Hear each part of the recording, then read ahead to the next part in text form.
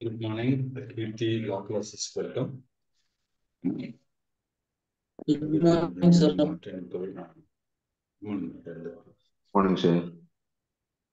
Good morning, sir. Good morning, sir. Good morning. Good morning, sir. Good morning, sir. Good morning, అందరికి. Class లోకి వెళ్ళిపోదాం, late అవుతుంది. Okay, sir.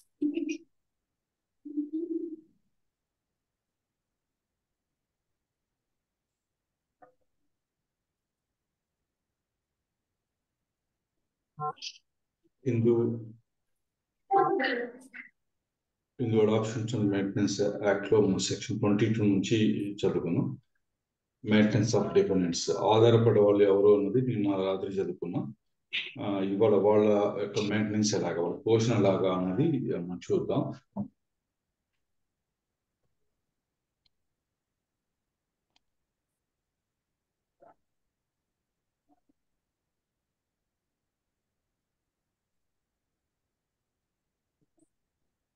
Subject to the provisions of subsection 2. Subsection 2 లో ఉన్నటువంటి provisions కు లోబడి the heirs of a deceased Hindu are bound to maintain the dependence of deceased out of the estate inherited by them from the deceased. Heirs of the deceased అంటే చనిపోయినటువంటి హిందూ వాళ్ళ యొక్క వారసులు are bound to maintain the dependence of the deceased. ఈ చనిపోయిన వ్యక్తి మీద ఆధారపడి ఉన్న వాళ్ళను పోషించాల్సిన బాధ్యత అయితే కలిగి ఉంటారు. ఆ డబ్బులు ఎక్కడి నుంచి తీసుకురావాలి అంటే out of the estate inherited by them from the deceased. చనిపోయిన వ్యక్తి నుంచి వాళ్ళకి ఏదైనా ప్రాపర్టీ వచ్చి ఉంటుంది కదా, ఎస్టేట్ అంటారు. దాని నుంచి డబ్బులు తీసి వీళ్ళకి ఇవ్వాల్సి ఉంటుంది అనమాట. ఆ మెయింటెనెన్స్ కోసం వాళ్ళకి పే చేయాల్సి ఉంటుంది. 2. Where a dependent has not obtained by testamentary or intestate succession any share in the estate dying after the commencement of this act, the dependent shall be entitled subject to the provisions of this act or those who take the estate. ఈ చనిపోయిన వ్యక్తి నుంచి ఈ dependent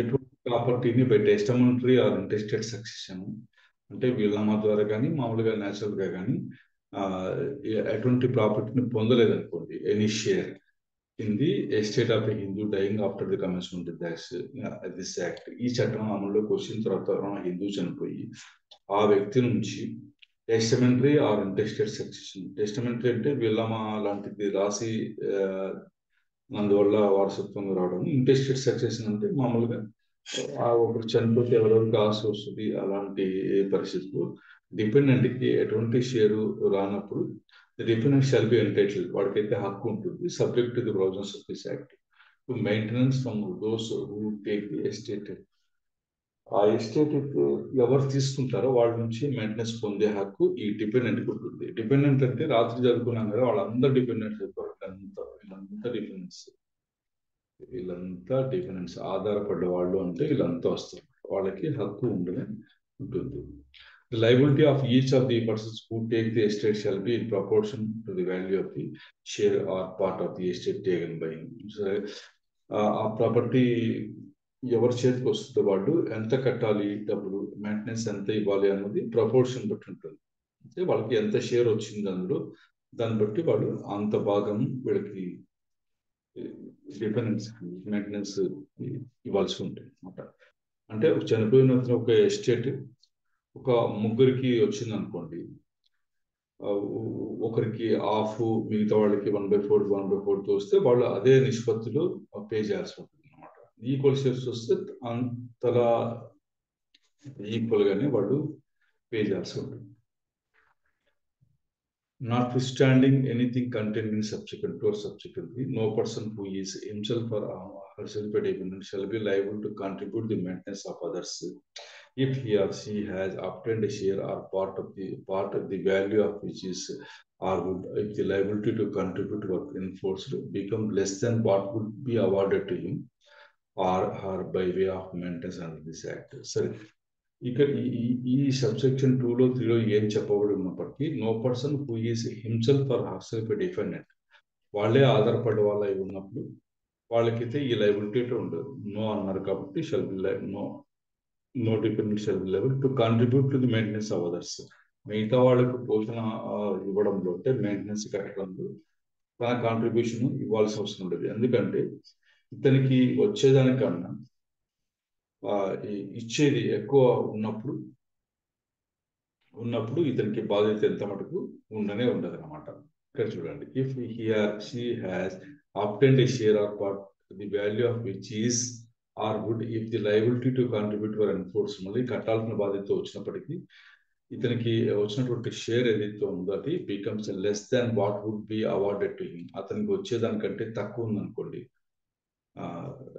by way of maintenance వస్తుంది కదా డిపెండెంట్కి, దానికంటే ఆ maintenance ఇతనికి వచ్చే షేర్ కంటే తక్కువ ఉంటే ఇతను వేరే వాళ్ళకు మెయింటెనెన్స్ ఇచ్చే బాధ్యత అయితే ఉండదు అనమాట. టు కాంట్రిబ్యూట్ నో అన్నారు చూడండి, no person shall be liable to contribute the maintenance of others. మిగతా వాళ్ళకి అతను మెయింటెనెన్స్ కట్టక్కర్లేదు అంటారు. అంటే ఇతనికి వచ్చే మెయింటెనెన్స్ కంటే ఆ షేర్ ప్రాపర్టీలో ఉన్నటువంటి షేర్ ఏదైతే ఉందో ఆ share or part of the value వచ్చేసి less than what would be awarded to him. అతనికి వచ్చేటువంటి మెయింటెనెన్స్ కంటే తక్కువ ఉన్నప్పుడు అతను ఈ కాంట్రిబ్యూషన్ ఇవ్వక్కర్లా. అమౌంట్ ఆఫ్ మెయింటెనెన్స్, మరి ఎంత అమౌంట్ ఇవ్వాలా మెయింటెనెన్స్ గురించి అన్న క్వశ్చన్ వచ్చినప్పుడు it shall be in the discussion of the court to determine whether any and if so what maintenance shall be awarded in the process of this act, and in doing so the court shall have due regard to the considerations set out in subsequent 2 or subsequent 3 as the case may be so far as they are applicable. సరే, ఎంత ఇవ్వాలి అన్న question వచ్చినప్పుడు subject 2, 3లో ఉన్నటువంటి ఏదైతే ఉన్నాయో అవి పరిగణనలోకి తీసుకోవాల్సి ఉంటుంది. Court shall have due regard to the considerations set out in the subjection 2 and 3 అనమాట. కోర్టు ఇవి పరిగణనలోకి తీసుకోవాల్సి ఉంటుంది. అవి ఏంటి అన్నది చూద్దాం. In determine the amount of maintenance, amount of ఎంత అమౌంట్ అనేది డిటర్మిన్ చేసే విషయంలో వచ్చేసి ఎవరికి, వైఫ్కి, చిల్డ్రన్కి, aged and inform parents, aged and or informed parents under this act regard shall be had to. దీనికైతే ఇవి దృష్టిలో ఉంచుకోవాలని చెప్తున్నారు. ఏంటి, the position and status of the parties, వాళ్ళ యొక్క position, status of the parties కూడా చూడాలి. The reasonable wants of the claimant, ఆ క్లైమెంట్ యొక్క వాంట్స్ ఏదైతే ఉన్నాయో అవి కూడా, మళ్ళీ కొంతమ్మ కోరికలని కాదు కానీ రీజనబుల్ వాంట్స్ అవి చూడాలి. If the claimant is living separately, claimant ఆమె కానీ అతను కానీ విడిగా ఉంటుంది, whether the claimant is justified in doing so, ఆమె మామూలుగా భార్య అనుకుందాం, whether the claimant is justified in doing so, అలా చేయడానికి ఆ పార్టీ ఎవరైతే ఆ క్లైమెంట్ ఎవరితో ఉందో వాళ్ళు జస్టిఫైడా కాదా అన్నది కూడా కోర్టు చూడాలి. ఎందుకు విడిగా ఉంటున్నారు అన్నది కూడా చూడాలన్నమాట. The value of the claimant's property and any income derived from such property, ఈ క్లైమ్ చేస్తున్నటువంటి వ్యక్తికి ఏదైనా ప్రాపర్టీ ఉందా, ఆ ప్రాపర్టీ నుంచి ఏదైనా ఆదాయం వస్తుందా, లేదు from the claimant's own earnings or from any other source, దీని ద్వారా ఏమైనా ఆదాయం వస్తూ ఉందా అన్నది కూడా కోర్టు దృష్టిలో ఉంచుకోవాలి, చూడాలి. The number of persons entitled to maintenance under this act, ఈ చట్టం కింద ఎంతమంది వ్యక్తులకి మెయింటెనెన్స్ కు అర్హత ఉంది అన్నది కూడా చూడాలన్నమాట. దేంట్లో determine the amount of maintenance, ఎంత ఇవ్వాలి అమౌంట్ ఆఫ్ మెయింటెనెన్స్ డబ్బులు అన్నది నిర్ణయించడంలో ఇవన్నీ పరిగణనలోకి అయితే తీసుకోవాలి కోర్టు అని చెప్తుంది. 3, in determine the amount of maintenance if any to be awarded to dependent under this act regard shall be had. డిపెండెంట్కి వేరే, వీళ్ళకి వేరే, అక్కడ నిర్ణయించాల్సి వచ్చినప్పుడు the net value of the estate of the deceased after providing for the payment of his debts. అతని అప్పులు ఏదైతే ఉన్నాయో దానికి పక్కకు తీయగా మిగిలినటువంటి net value of the estate కూడా పరిగణలోకి తీసుకోవాల్సి ఉంటుంది. గమనిస్తున్నారో లేదు, ఇది ఇది వచ్చేసి మనిషి బ్రతికున్నప్పుడు, ఇది డిపెండెన్స్ ఎప్పుడు అవుతారంటే అతను చనిపోతే అతని పైన ఆధారపడే వాళ్ళని డిపెండెన్స్ అంటారు. ఇది చనిపోయిన తర్వాత వచ్చేది. The provision if any made under the will of the deceased in respect of the dependent. వీళ్ళనామా ద్వారా ఏమైనా ప్రొవైడ్ చేశాడా అన్నది కూడా చూడాలి. చనిపోయిన వ్యక్తి తన వీళ్ళనామా ద్వారా ఏమైనా ప్రొవైడ్ చేశాడా అన్నది చూడాలి. The degree of relationship between the two. ఈ చనిపోయిన వ్యక్తి మరి డిపెండెంట్ కి రిలేషన్షిప్ సంబంధం ఏదైతే ఉందో దాని యొక్క డిగ్రీ చూడాలి. అంటే ఏ తరం పైన కింద అన్నది చూడాలి. The reasonable wants of the dependent. మళ్ళీ డిపెండెంట్ యొక్క రీజనబుల్ వాంట్స్ ఏమున్నాయి అవి కూడా చూడాలి. మళ్ళీ the past relationship between dependent and the deceased. మళ్ళీ ఇంతకు ముందు పాస్ట్ ఏమంటారు, భూతకాలం అంటారు పాస్ట్. గడిచిన కాలంలో వాళ్ళ మధ్య ఉన్నటువంటి డిసీజ్డ్ డిపెండెంట్ కి మధ్య ఉన్నటువంటి రిలేషన్స్ కూడా ఏమున్నాయి అన్నది చూడాలి. Next, the value of the property of the dependent and any income derived from such property or from his or earnings or from any other source. వాళ్ళ యొక్క ఎవరైతే మెయింటెనెన్స్ కావాలని అడుగుతున్నారో ఆధారపడే వాళ్ళు డిపెండెంట్స్, వాళ్ళకి ప్రాపర్టీ ఉందా, దాని నుంచి ఏమైనా ఇన్కమ్ వస్తుందా, లేదు వాళ్ళకి ఏమైనా సొంతంగా సంపాదించుకుంటున్నారా, ఇంకా ఏదైనా సోర్స్ ఉన్నా అది కూడా చూడాలి. మళ్ళీ the number of dependents entitled to maintenance under this act. ఈ చట్టం కింద మెయింటెనెన్స్ పొందడానికి ఎంతమందికి అర్హత ఉంది అన్నది కూడా కోర్టు పరిగణనలోకి చూసుకోవాలన్నమాట. ఇది అదే నేను చెప్పాను కదా. ఇక్కడ మీకు సబ్సిక్వెంట్ 2 వచ్చేసి భార్య పిల్లలు ఏజ్డ్ ఆర్ ఇన్ఫర్మ్ పేరెంట్స్ అంటే అప్పటికి అతను బతికే ఉంటాడు. 2 అప్పుడు మెయింటెనెన్స్ నిర్ణయించడంలో ఇవన్నీ ఫ్యాక్టర్స్ తీసుకుంటారు. ఇది 3 వచ్చేసి మీకు to be awarded to dependent under this act. Dependent ఆధారపడ్డ వాళ్ళు అనమాట. ఆధారపడ్డ వాళ్ళ గురించి ఇక్కడ మనకు డిసీజ్ అని వస్తుందంటే అప్పటికి ఆ వ్యక్తి చనిపోయి ఉంటారు. వాళ్ళ ఎస్టేట్ నుంచి ఆధారపడ్డ వాళ్ళకి మెయింటెనెన్స్ వచ్చేటువంటి 3 చెప్తుంది. 23 సబ్సెక్షన్ 3లో చనిపోయిన వ్యక్తి ఎస్టేట్ నుంచి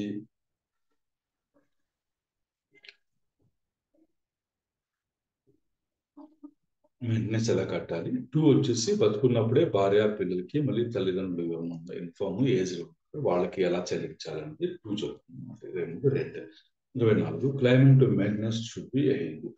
ఈ ఎవరైతే మెయింటెనెన్స్ క్లెయిమ్ చేస్తారో వాళ్ళు ఖచ్చితంగా హిందూ ఉండాలి.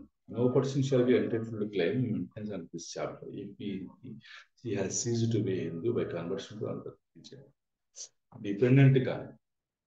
డిపెండెంట్ కానీ మళ్ళీ వైఫ్ చిల్డ్రన్ ఏజ్డ్ పేరెంట్స్ వాళ్ళు ఎవరన్నా కానీ మెయింటెనెన్స్ అడిగే వాళ్ళు ఎవరైతే క్లెయిమ్ చేస్తారో మాకు మెయింటెనెన్స్ కావాలని వాళ్ళు మటుకు హిందూగానే ఉండాలి. హిందూగా కాకుండా he or she has ceased to be Hindu by conversion to another religion. వేరే మతంలోకి మారడం ద్వారా హిందూగా ఉండడం నిలిచిపోయి ఉంటే వాళ్ళైతే not entitle. No person shall be entitle. దేనికి అంటే టు క్లెయిమ్ మెయింటెనెన్స్ అన్నమాట. Next 25 amount of maintenance may be altered on change of circumstances.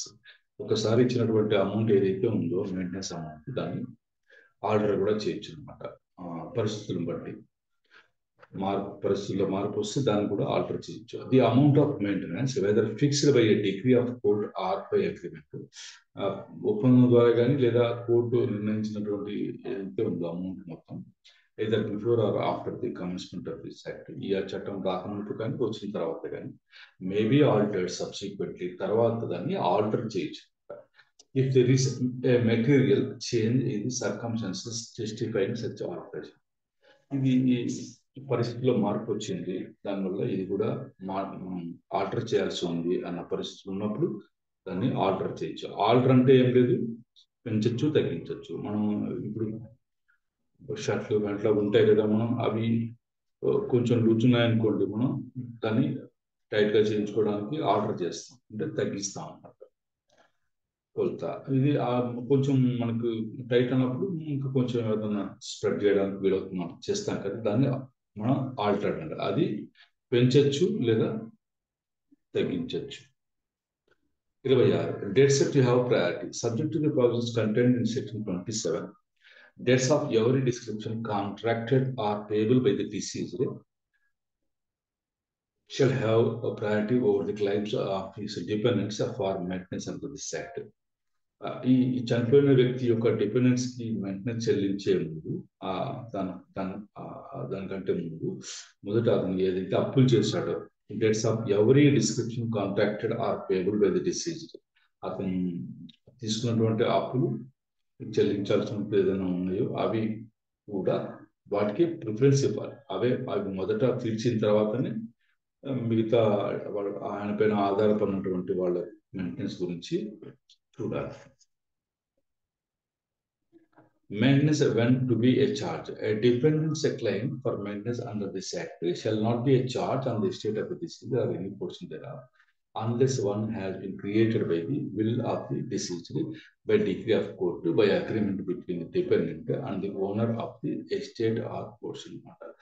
ఇది ఈ డిపెండెన్స్ క్లెయిమ్ వాళ్ళు ఎలా వచ్చి క్లెయిమ్ చేస్తారు అంటే వాళ్ళు దానిపైన ఛార్జ్ ఏమి కలిగి ఉండరు అనమాట. ఆటోమేటిక్గా అయితే వాళ్ళకు రాదు. Unless one has been created by the will of the deceased. వీల్నామా ద్వారా వాళ్ళకి ఈ ఆధారపడ్డ వాళ్ళకి ఈ అమౌంట్ రావాలి, వాళ్ళ పోషణ కోసం ఈ మొత్తం చెల్లించాలని వీల్నామాలు రాసింటే తప్ప డిపెండెన్స్కి రాదు. చూడండి, ఎస్టేట్ ఆఫ్ ది డిసీజ్ నుంచి వాళ్ళు దానిపైన ఛార్జ్ ఏం కలిగి ఉంటారు. ఛార్జ్ అంటే అటాచ్మెంట్ చేయడం ద్వారానో లేకపోతే వీళ్ళకు ఖచ్చితంగా పే చేసే తీరాలి, పే చేయకపోతే వాళ్ళు కోర్టుకెళ్ళి దాన్ని తీసుకొని వచ్చుకుంటారు, ఛార్జ్ కలిగి ఉంటారు అన్న పరిస్థితి ఉండదు అనమాట. వీళ్ళమ్మ ద్వారానే వచ్చి ఉండాలి వాళ్ళకు. అది లేదు బై డిగ్రీ ఆఫ్ కోర్టు కూడా వాళ్ళకి డిగ్రీ ఇచ్చి ఉండాలి. లేదా ఈ ఆధారపడ్డ వ్యక్తి ఎవరైతే ఉన్నారు dependent and the owner of the estate or portion or otherwise, వీళ్ళ మధ్య ఒప్పందం ఏదైనా ఉంటే తప్ప వీళ్ళకి డిపెండెన్స్ అంటే చనిపోయిన వ్యక్తి మీద ఆధారపడిన వాళ్ళకైతే claim for maintenance in this act shall not be A charge on the estate అన్నమాట, ఉండదు అని చెప్పి చెప్తున్నారు. ఈ వీళ్ళనామా ద్వారా కానీ కోర్టు డిగ్రీ వల్ల కానీ ఈ పరస్పర అగ్రిమెంట్ ఓనర్ డిపెండెంట్ మధ్యలో అగ్రిమెంట్ ఉండి దానిపైన ఛార్జ్ క్రియేట్ చేసింటే తప్ప వాళ్ళకి ఛార్జ్ అయితే ఉండదు అనమాట. ఛార్జ్ కలిగి ఉండడం అంటే అధికారం ఉంటుంది అనమాట, సెక్యూరిటీ లాగా. డబ్బులు కట్టకపోతే వాళ్ళు దాని మీదకి వెళ్ళొచ్చు, ప్రాపర్టీ మీదకి వెళ్తారు అని అర్థం. 28. Effect of transfer of property on right to maintenance. Where a dependent has a right to receive maintenance out of an estate and such estate or any part thereof is transferred, the right to receive maintenance may be enforced against the transferee if the transferee has notice of the right, or if the transferee is gratuitous, but not against the transferee for consideration and without notice of the right. ఒకవేళ ఇప్పుడు ఒక డిపెండెంట్కి అంటే ఒక ఆధారపడ్డ వ్యక్తికి has a right, అతనికి హక్కు ఉంటున్నది. దేనికోసం? To receive maintenance out of an estate. ఒక ఎస్టేట్ నుంచి అంటే చనిపోయిన వ్యక్తి యొక్క ప్రాపర్టీ నుంచి మెయింటెనెన్స్ పొందే హక్కు ఉంటుంది. అలాంటప్పుడు ఏమవుతుంది? ఆ estate such estate or any part thereof is transferred, అది వేరే వాళ్ళకు బదిలీ అవుతుంది. ఆ ఎస్టేట్ కానీ ఆ పార్ట్ ఆఫ్ దానిలో భాగంగా వేరే వాళ్ళకు బదిలీ అవుతుంది అనుకోండి. అప్పుడు the right to receive maintenance may B enforce against the transferring. ఎవరికి ఆ ప్రాపర్టీ ఎవరికైతే వెళ్ళిందో వాళ్ళ మీద వీళ్ళు ఇది చేసుకోవచ్చు, అంటే వాళ్ళ నుంచి భరణం పొందొచ్చు. మామూలుగా ఈ ప్రాపర్టీ నుంచి వీళ్ళు భరణం పొందే హక్కు ఉంటారు. అలాంటి ప్రాపర్టీ వేరే వాళ్ళకి ట్రాన్స్ఫర్ అయింది అనుకోండి, వాళ్ళ నుంచి వీళ్ళు భరణం కోరవచ్చు అనమాట, ఎన్ఫోర్స్ చేయొచ్చు. నాకు దీని నుంచి భరణం వస్తూ ఉంది, ఇది నీకు ట్రాన్స్ఫర్ అయింది కాబట్టి నువ్వే నాకు ఈ భరణం అయితే కట్టాలి అని చెప్పేసి అన్నాడు. ఎప్పుడు?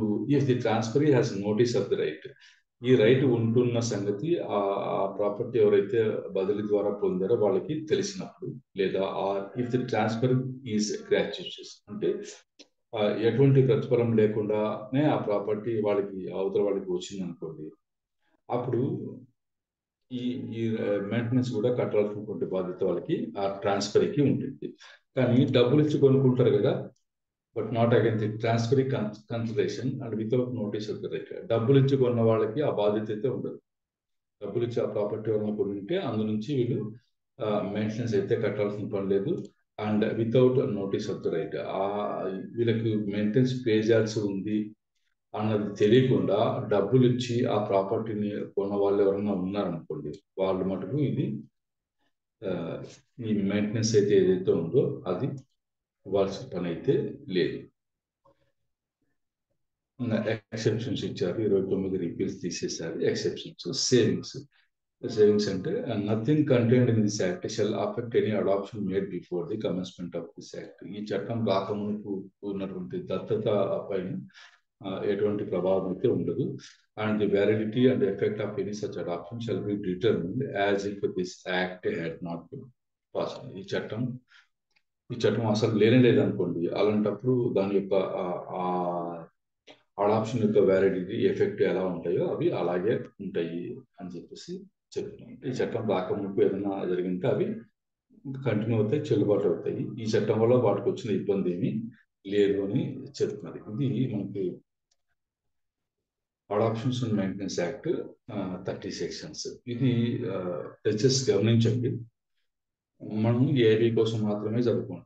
కాబట్టి ఎక్కడ ఏ ప్రాబ్లం ఎక్కడ ఉంది అని మనకు తెలిస్తే చాలు. మీరు రాస్తుంది ఓపెన్ బుక్ ఎగ్జామినేషన్ కాబట్టి ఇంత గురించి డీటెయిల్గా మనకు డీప్గా ఏమో అవసరం లేదు. ఏంటి అన్నది తెలుసుకుంటే చాలు. మీరు ఈ క్లాస్ ఉన్న తర్వాత మీరు కూడా ఒక 2 సార్లు చూసుకుంటే సరిపోతుంది. తర్వాత మనకు ఇంకో కొత్త చట్టం ఇవాళ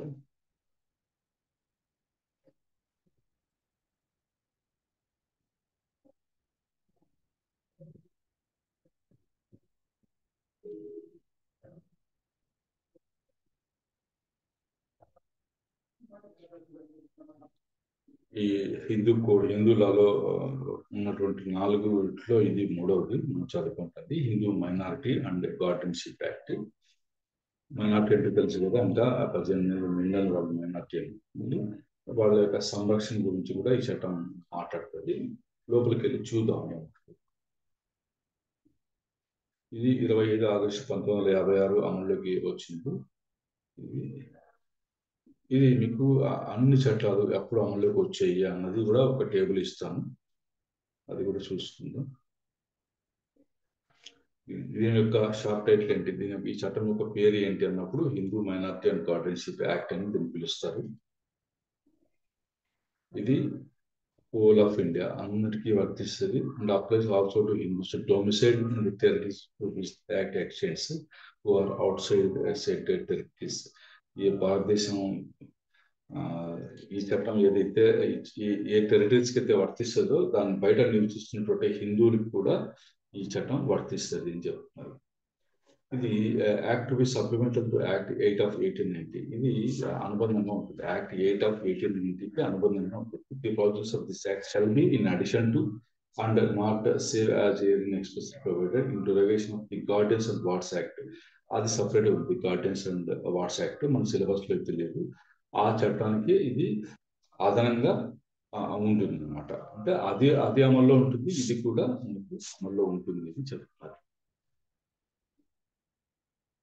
ఇది ఈ గార్డెన్స్ అండ్ వార్డ్స్ యాక్ట్ అనేది కొంతమంది పర్సన్స్ కి, అంటే మానసికంగా సరిగా లేని వాళ్ళకి వర్తిస్తుంది. యాక్చువల్గా అది చదువుకున్నప్పుడు చూద్దాం.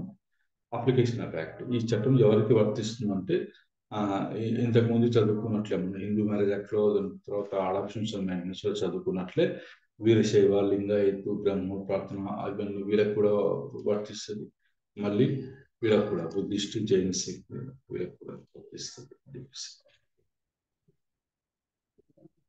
వీళ్ళకైతే వర్తించదు. వీళ్ళకు వర్తించదు. తర్వాత షెడ్యూల్ ట్రైబ్స్ అని అనుకున్నాం కదా మనం. షెడ్యూల్ ట్రైబ్స్ కూడా ఇది సాక్షల అది కూడా వర్తించదు.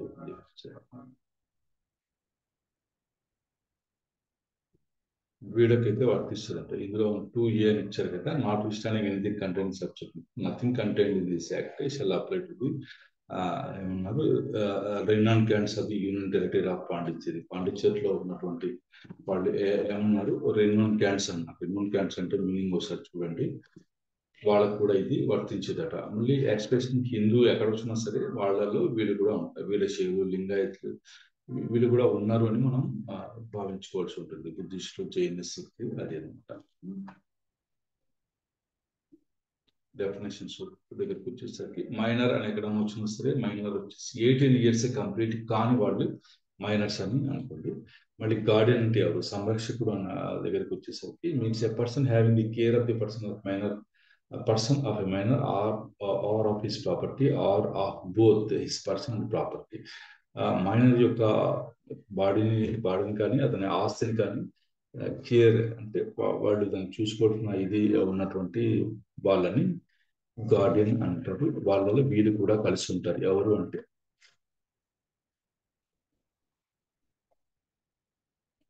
న్యాచురల్ గార్డియన్, మళ్ళీ న్యాచురల్ గార్డియన్ వీళ్ళు మామూలుగా ఫాదర్ అండ్ మదరే ఉంటారు అనుకుంటారు. ఈ guardian appointed by the will of the minor's father అనమాట. వాళ్ళు వీళ్ళనామా ద్వారా పలానా వాడు మా పిల్లవాడిని సంరక్షించాలి అని వీళ్ళనామాలో రాసుంటే మైనర్ యొక్క ఫాదర్ కానీ మదర్ కానీ వాళ్ళు ఆ పర్సన్ గార్డియన్ అవుతారు. మళ్ళీ a guardian appointed or declared by court, court చేత నియమించబడ్డవాడు లేదా ఇతనే సంరక్షకుడు కోర్టు చేత డిక్లేర్ చేయబడ్డవాడు కూడా గార్డియన్ కిందకి వస్తాడు.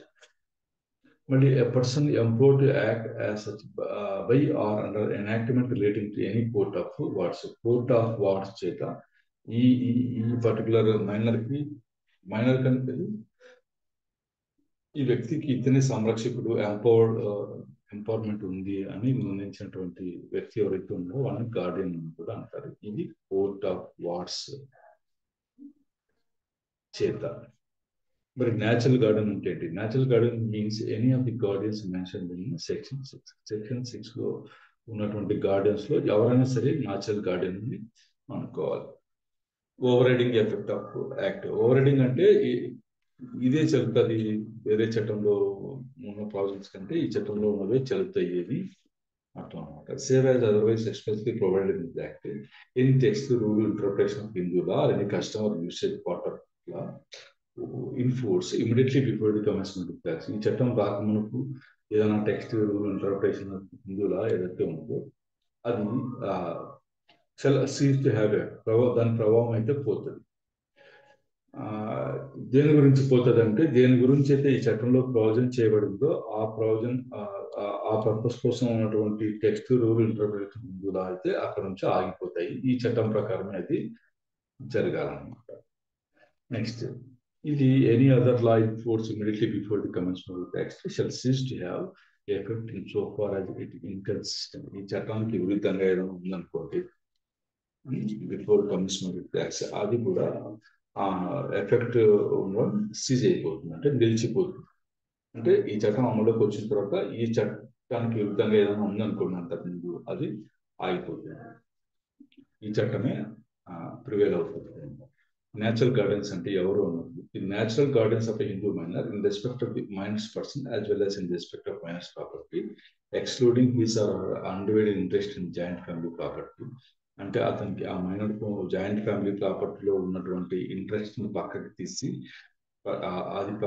దాన్ని మినహాయించి మిగతా మైనర్ యొక్క ప్రాపర్టీ ఏదైనా ఉన్నా ఆ ప్రాపర్టీకి మరి మైనర్స్ పర్సన్ అంటే బాడీ అనుకోండి శరీరానికి, మైనర్స్ ప్రాపర్టీకి న్యాచురల్ గార్డియన్స్ ఎవరు అవుతారు అన్నప్పుడు ఇది case of a boy or unmarried girl, మళ్ళీ బాలుడు పిల్లవాడు లేదా పెళ్లి కానీ అమ్మాయి గర్ల్, వాళ్ళకి న్యాచురల్ గార్డ్ ఎవరు అవుతారు అంటే ది ఫాదర్, తండ్రి natural guard and after him the mother.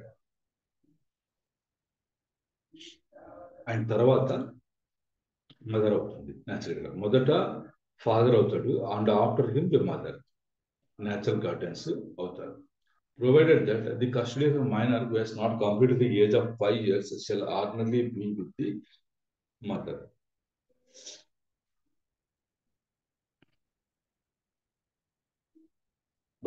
మీరు గమనించండి, మదర్ వచ్చేసి ఈ పిల్లవాడిని కస్టడీలో అంటే ఆమె దగ్గర ఉండేటువంటి ఇదైతే ఉంది. ఏజ్ ఎప్పటికీ ఆ పిల్లవాడికి కానీ అన్మ్యారీడ్ గారికి కానీ 5 years ఇంకా రాకముందు సహజంగా తల్లి దగ్గరే ఉండాలి అని చెప్పేసి చెప్తున్నారు. ఎందుకంటే వాళ్ళకి పాలిచ్చి పెంచే ఇది ఉంటుంది కాబట్టి ఆడవాళ్ళకి తల్లి దగ్గరే పెట్టాలని నిర్ణయించారు. మామూలుగా అయితే ఫాదర్ న్యాచురల్ గార్డియన్, ఆయన తర్వాత మదర్. కాకపోతే పిల్లవాళ్ళకి minor has not complete the age of 5 years వచ్చేసి వాళ్ళ కస్టడీ వచ్చేసి వీటిది మదర్ ఉండాలి అని చెప్పి చెప్తున్నారు. ఇంపార్టెంట్ అంటే షల్ ఖచ్చితంగా ఉండాలి, మామూలుగా ఇలాగే ఉండాలి అని చెప్తున్నారు. ఇది case of an illegitimate boy or an illegitimate unmarried girl the mother. అక్రమంగా పుట్టిన వాళ్ళు పిల్లలు ఉంటే బాయ్ కానీ అన్మ్యారీడ్ గర్ల్ కానీ వాళ్ళ న్యాచురల్ గార్డియన్ వచ్చేసి మదర్ అవుతుంది. And after her the father. గమనించాలి, మొదటైతే మదర్ అవుతుంది, ఆమె తర్వాత ఫాదర్ అవుతారు. ఇది illegitimate boy or and illegitimate unmarried girl విషయంలో వస్తుంటారు, మనకు తల్లికి ఇచ్చాడు. In the case of married girl the husband.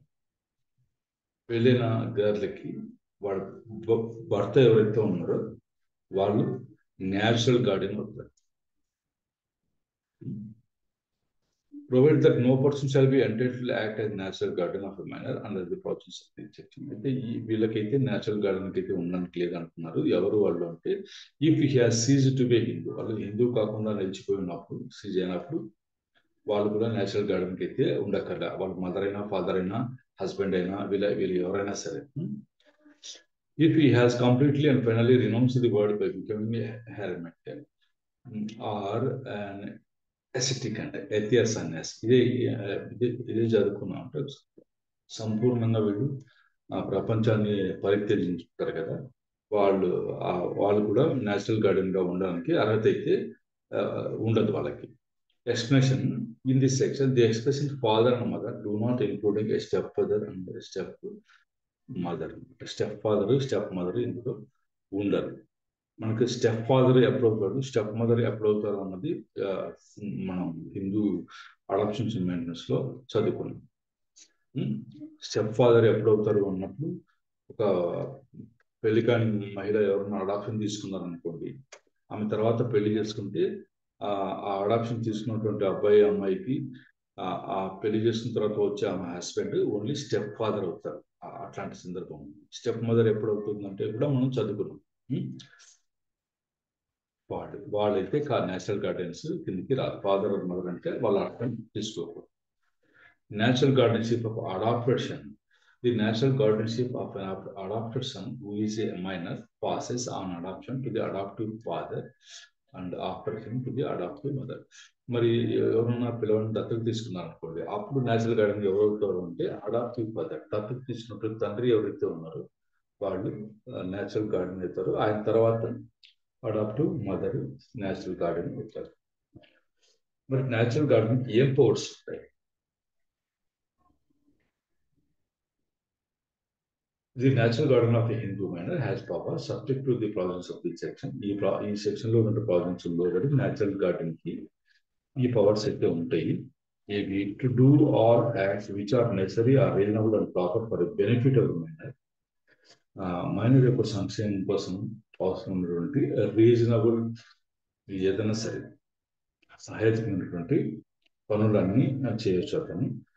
లేదు or for realization protection or benefit of the minor's estate. ఇది కూడా మైనర్ యొక్క ఎస్టేట్ ఏదైతే ఉందో దాన్ని ప్రొటెక్ట్ చేయడానికి, రియలైజేషన్ అంటే మళ్ళీ దాని నుంచి అది అమ్మి డబ్బు రాబట్టుకునేది అనుకోండి, అది మళ్ళీ benefit of the minor estate కోసం ఏదైనా సరే అతను చేసేటువంటి హక్కు కలిగి ఉంటాడు. But the guardian can in no case bind the minor by a personal covenant. మరి ఈ గార్డియన్ ఏదైనా ఒప్పందాలు చేసుకుని ఉంటే కోవెనెంట్స్, అవి మటుకు ఈ మైనర్ ఎవరైతే ఉన్నారో వాటికి బైండ్ అయితే కావాలన్నమాట, అంటే అతనికి సంబంధం లేదన్నమాట. But the guardian can in no case bind the minor by personal covenant. అతను వ్యక్తిగతంగా కోవెనెంట్ ఒప్పందాలు చేసుకోవడం వల్ల ఈ మైనర్ని అయితే బాధ్యుని ఎంత మాత్రం చేయడానికి అయితే లేదు. అది the national garden shall not without previous permission the court. ఈ నేషనల్ గార్డెన్ ఎవరైతే ఉన్నారో ప్రీవియస్ పర్మిషన్ ది కోర్టు అనేది తీసుకోకుండా ఈ పనులు అయితే చేయొద్దు. ఏది mortgage or charge or transfer by sale, gift, exchange otherwise any part of the immovable property of the minor.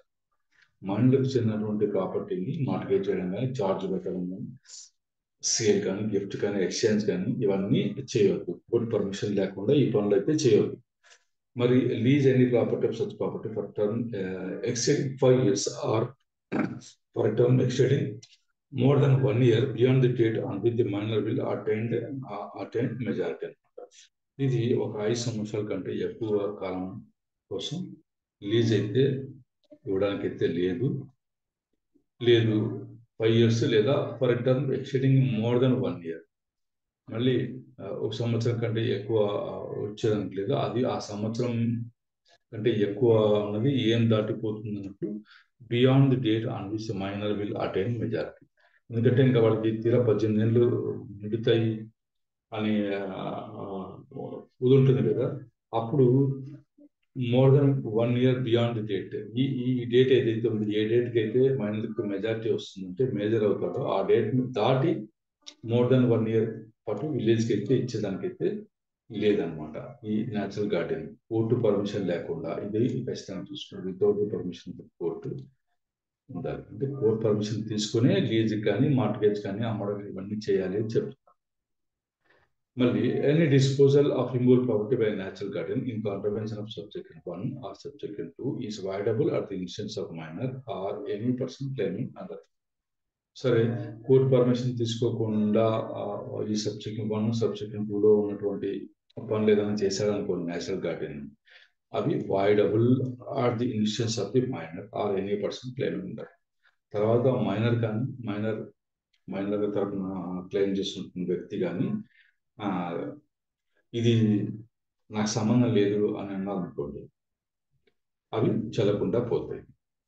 అంటే మైనర్ యొక్క ప్రాపర్టీని మీరు అమ్మడమే ఇవన్నీ చేసుకుంటారు అనుకోండి, తర్వాత అతను మేజర్ అయిన తర్వాతనే మోస్ట్లీ ఉంటుంది. ఇవి నాకు సంబంధం లేదని అతను అన్నాడు అనుకోండి మైనర్ కానీ, ఆ పర్సన్ క్లెయిమింగ్ అందరికి వాళ్ళు అవి చెల్లకుండా పోతాయి. Voidable at the instance. ఒకవేళ మైనర్ నోరు మూసుకుని ఊరికనే ఉన్నాడు అనుకోండి, అవి చెల్లుతాయి. No court shall grant permission to the natural guardian to do any of the acts mentioned in subsequent 2 except in case of necessity or for an evident advantage the minor అన్నమాట. కోర్టు అడిగితేనే permission ఇవ్వద్దు, ఇదైతే చూడాలన్నమాట. Except in case of necessity or for an evident advantage the minor. ఇది ఉందా లేదా అన్నది చూడాలి. అవసరమా ఈ ప్రాపర్టీ అమ్మడం, అంత నెసెసిటీ ఉందా లేదు, ఈ మైనర్కి ఏమన్నా అడ్వాంటేజ్ ఉంటుందా లేదా అన్నది కూడా కోర్టు చూడాలన్నమాట. కాబట్టి మైనర్కి సంబంధించిన ప్రాపర్టీ ఏదైనా సరే కొనడము అమ్మడం చేసేటప్పుడు మనం కోర్టులో పర్మిషన్ కోసం ఖచ్చితంగా వేసి ఆ పర్మిషన్ తీసుకున్న తర్వాతనే మైనర్ యొక్క ప్రాపర్టీస్ కొనడము అమ్మడం చేయాలి, లేకుంటే ఇబ్బంది పడతారు అనమాట. ఇలా అన్నప్పుడు ఇప్పుడు మామూలుగా ఒక వ్యక్తి చనిపోయి ఉంటాడు, ఆ ప్రాపర్టీ అతనికి భార్య పిల్లలు ఉంటారు, ఇంకా పిల్లలు మైనర్స్ ఉంటారు. మామూలుగా ఇంతకు ముందు ఏం చేసే డాక్యుమెంటరీస్ ఏం చేసేవాళ్ళు అంటారంటే జనక సంరక్షణకర్త అని చెప్పేసి వాళ్ళ అమ్మగారి పేరు రాసి వాళ్ళ అమ్మగారితో సంతకాలు పెట్టిస్తుంటారు.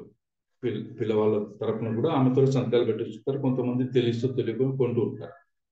మళ్ళీ రేపు వాళ్ళు పెద్దవాళ్ళ యొక్క ప్రాబ్లం వచ్చేటువంటి ఇది ఉండేది. కాబట్టి కోర్టు పర్మిషన్ తీసుకొని ఆ డాక్యుమెంట్లో ఏదైతే ఉందో పలానా కోర్టు పలానా ఓపీ నంబర్లో ఈ పర్మిషన్ ఇచ్చింది అని కూడా మనం దాంట్లో మెన్షన్ చేసుకుంటే బాగుంటుంది.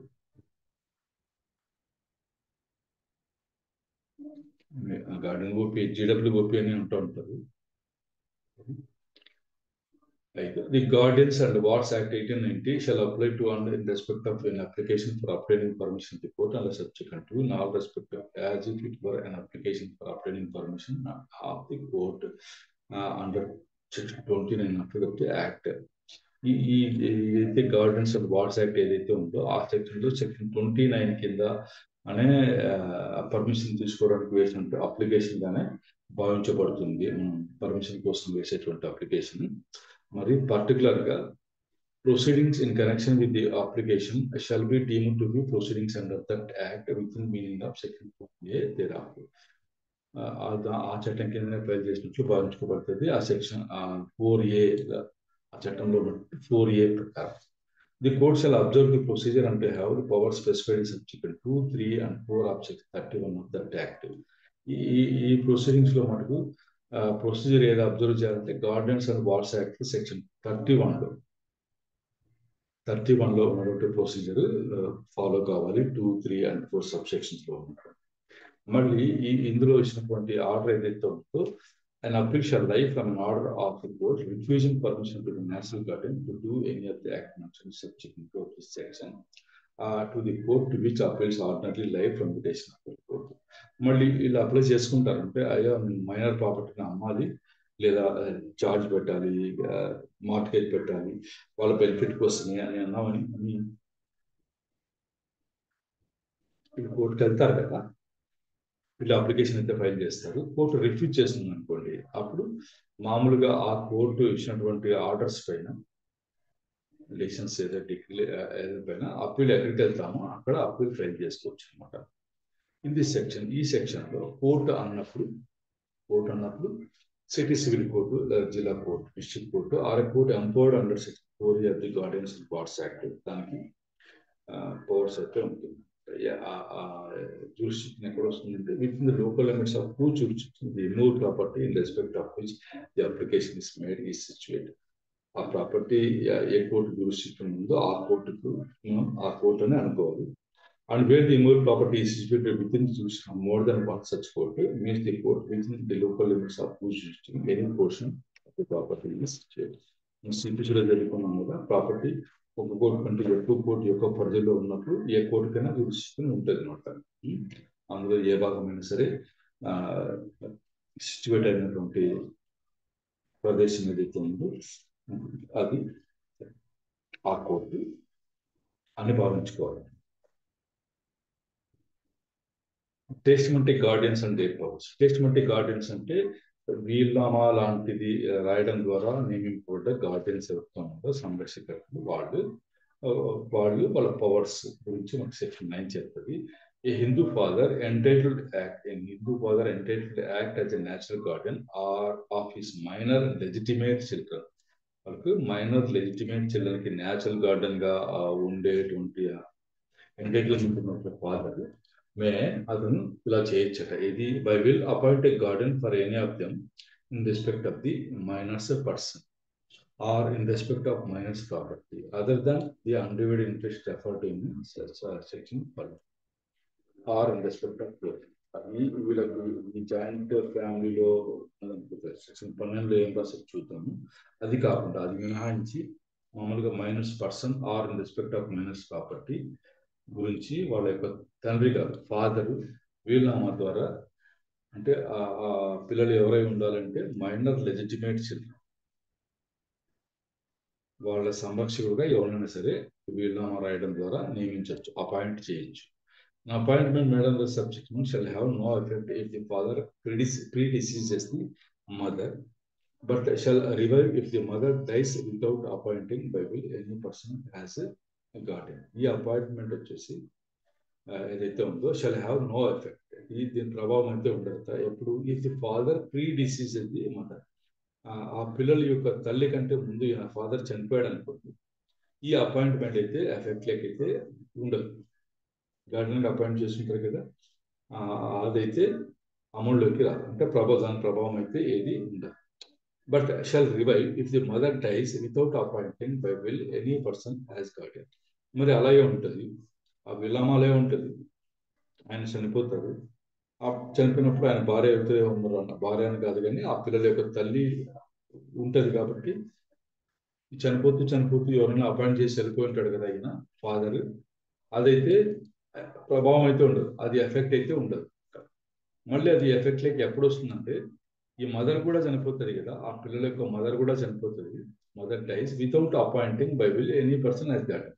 ఆమె కూడా వీళ్ళనామా రాసి ఎవరిని గార్డెన్ గా అపాయింట్ చేయకుండా చనిపోయింది అనుకోండి, అప్పుడు ఫాదర్ రాసినటువంటి వీళ్ళనామాలో ఎవరినైతే సంరక్షకుడుగా పెట్టారో ఆయన ఈ టెస్టిమెంటరీ గార్డెన్ అవుతాడు.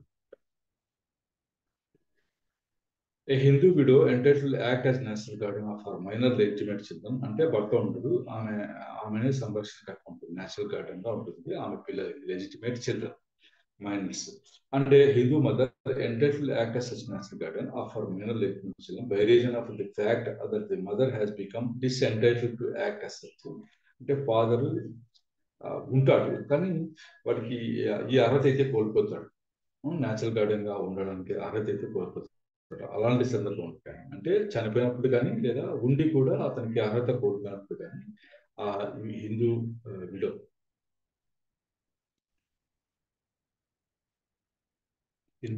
కానీ మళ్ళీ హిందూ మదర్ కానీ.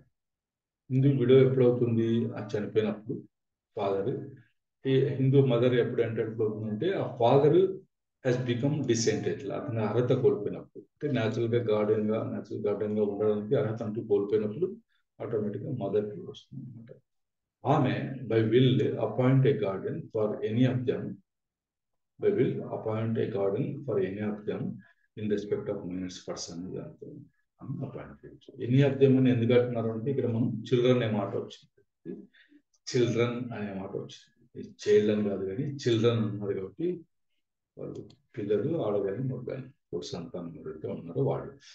4, a Hindu mother entitled act as natural guardian of her minor illegitimate child. పైన లెజిటిమేట్ గురించి మాట్లాడారు, ఇక్కడ illegitimate. Hindu mother entitled to act as natural guardian of her minor illegitimate children may by will appoint a guardian for any of them in respect of miners person and respect of miners property or in respect of both అనమాట. ఇది illegitimate child.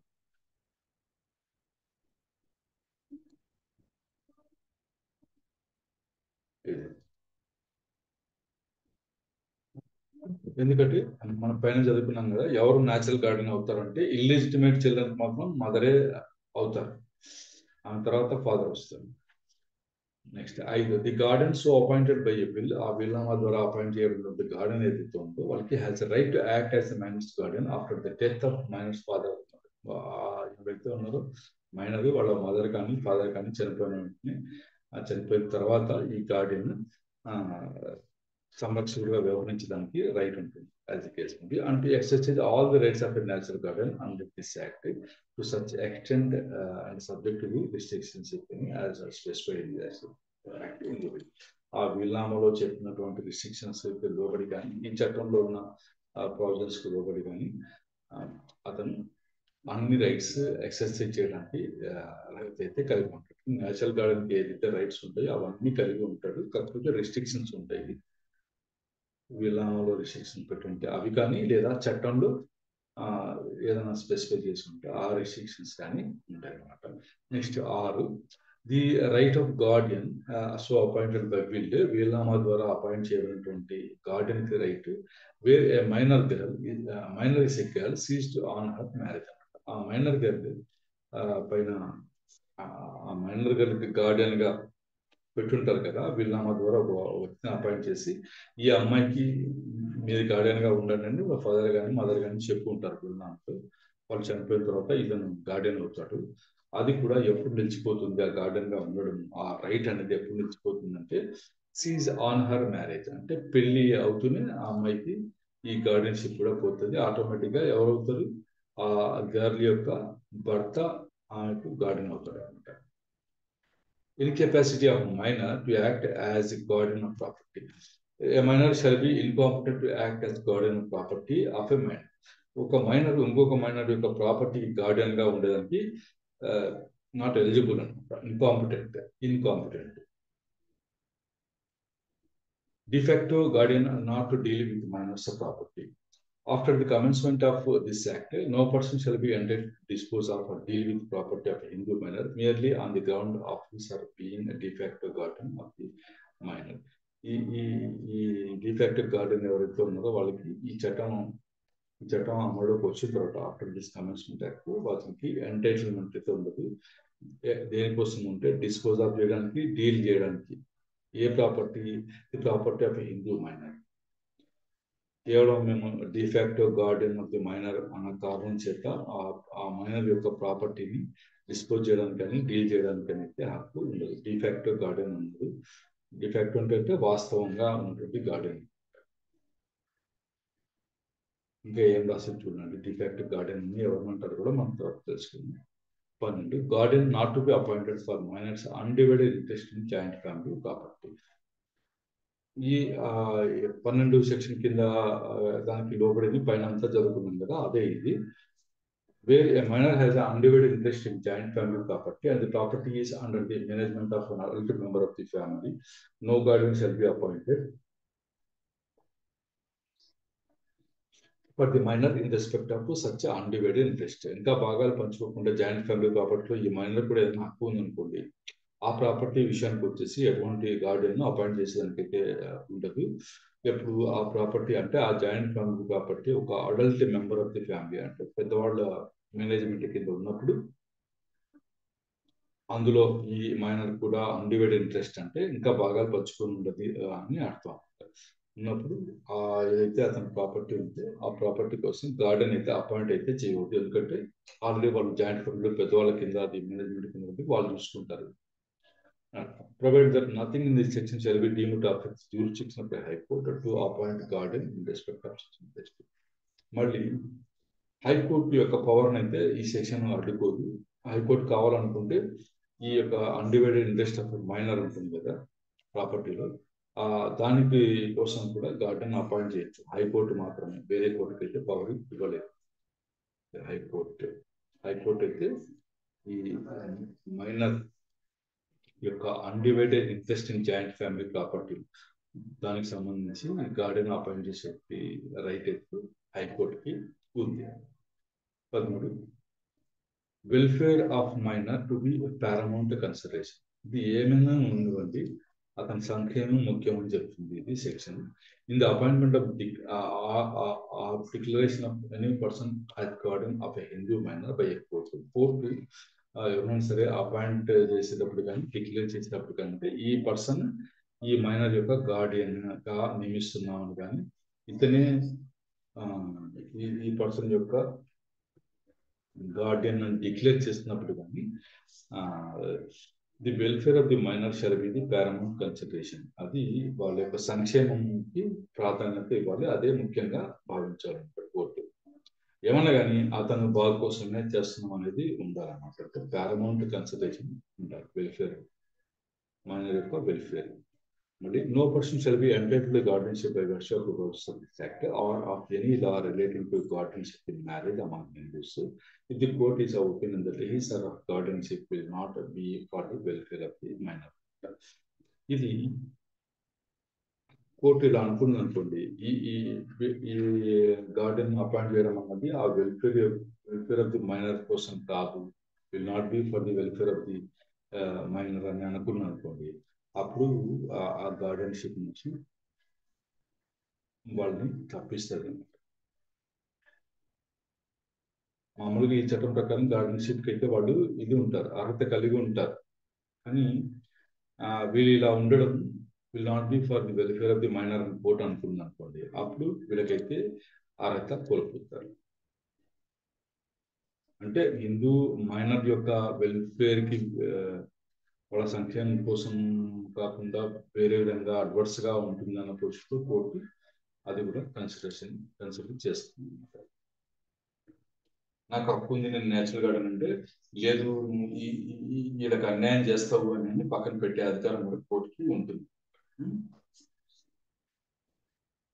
ఇది మనకు ఇది కూడా చిన్న చట్టం, 13 సెక్షన్లు మాత్రమే ఉన్నాయి కదా.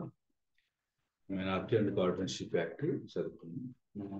ఇవాళ రాత్రి హిందూ సక్సెషన్ యాక్ట్ అయితే కంప్లీట్ కాదు కానీ సగం అయితే చదువుకుంది. రేపు ఉదయం పడితే అది అయిపోతుంది, తర్వాత వేరే చట్టం చూసుకోండి. ఓకే.